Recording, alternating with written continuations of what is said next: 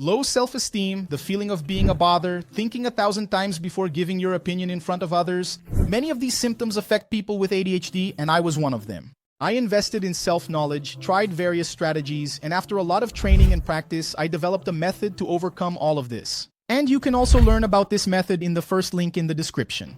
This video is informative and it will clarify for you the main points of how ADHD might be affecting your professional life. So make sure to watch until the end. ADHD, while it's always with you, doesn't always affect your performance. So watch until the end. ADHD, while it's always with you, doesn't always affect your performance all the time.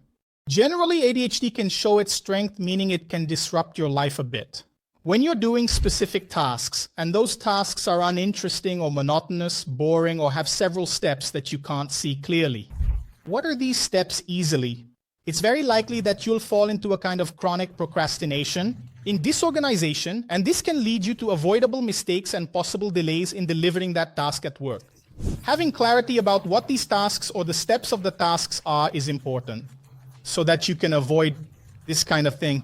For example, if the activity has several steps involved, you can choose to do another step that might be more comfortable for your mind. That way, you wouldn't disrupt the team or the progress of the work. In other words, having clarity is the first step.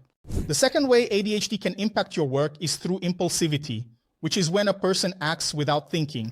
And that naturally can lead to mistakes and poor decisions in your work. Think about it, folks. For sure, you've had that urge to say yes to an irresistible offer or to say no to something that clearly wasn't good for you. But then, if you spent a little more time thinking about it, you'd see that it wasn't quite like that.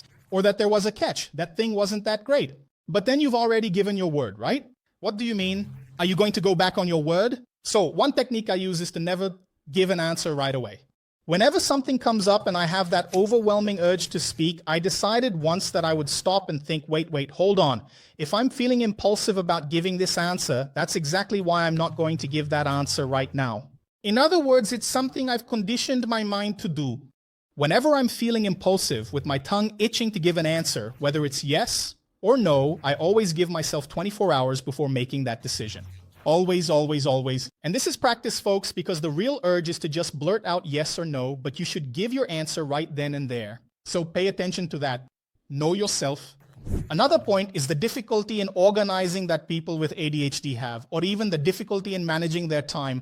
What can cause people with ADHD to miss deadlines or not be able to deliver on time or within the agreed time frame? And that's bad. People, because when you are a person who doesn't usually meet deadlines, if your task requires very specific deadlines, this naturally makes people see you as unreliable, even though you feel tremendously wronged. If someone gives you that label, it's a label you can't avoid people giving you, In other words, it's the way you end up presenting yourself to the world as someone untrustworthy. But hold on, folks. There's a solution to this. You can learn techniques to manage your time, or that time management requires less intervention.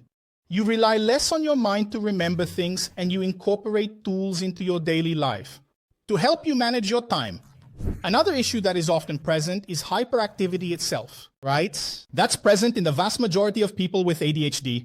And sometimes this shows up in small behaviors, but they end up standing out from the rest of the people around. For example, the difficulty of staying still in one place. I can't handle it, guys. If there's a job that I have to do standing up, for example, it doesn't help. I'm going to be that person who keeps pacing back and forth. It looks like that lion that's stuck in a cage. Have you seen it, like lion in a cage? It keeps pacing back and forth inside the cage, right? In fact, they used to give me that nickname when I was little because I couldn't stay still in one place if I was standing. Even if I was sitting, because if I was sitting, I would want to get up, and once I got up, I wouldn't stop standing either. Or people who get easily distracted, stop working all the time, or even talk too much, engage in a lot of conversation. They want to do something more interesting. They want to be there chatting with people instead of doing what's more important.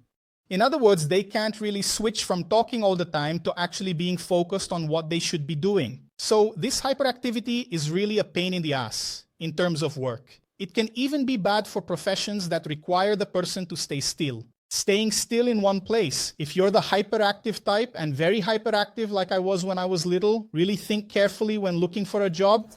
Another point that tends to affect people with ADHD a lot is the difficulty dealing with pressure.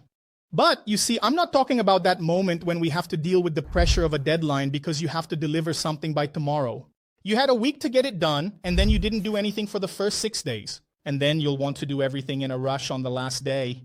Some people like that kind of pressure, but it creates a lot of anxiety in us. A loss of control harms our mental health. Our sleep, even due to high anxiety, can lead to burnout, the worst kind. Easier than in neurotypical people. In other words, get organized. Use the other tips I've given here so you can avoid and constantly dealing with pressure, doing everything at the last minute, because that's something we tend to do a lot and it really harms us. However, it's important to remember that ADHD affects everyone differently. What I'm saying here may or may not apply to your situation. In all cases, there is scientifically recommended treatment for people with ADHD. What is psychotherapy at a minimum, besides medical follow-up, where they will assess whether or not you need a medication intervention?